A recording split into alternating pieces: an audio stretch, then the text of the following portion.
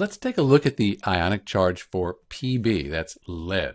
So first off, we have the periodic table here, and it's organized by ionic charge.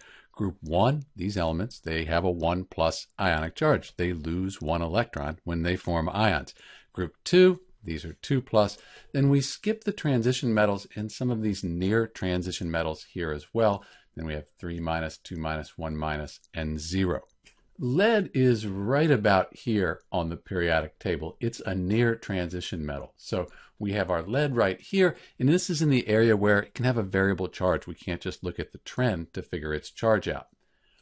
When we look at the periodic table and find lead on the periodic table, like all of the elements on the periodic table, it's neutral. It doesn't say negative or positive after it. So the number of electrons equals the number of protons.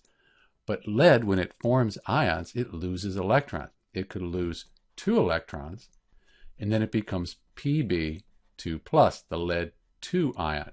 So when you lose electrons, since electrons are negative, it becomes positive. So it could lose 2 electrons to become Pb2+, or it could lose 4. And then it becomes Pb4+. We call this the lead 4 ion. So these are the two most common things that will happen when lead forms ions. We'll have an ionic charge of 2+ or 4+. You might ask, where are these electrons going?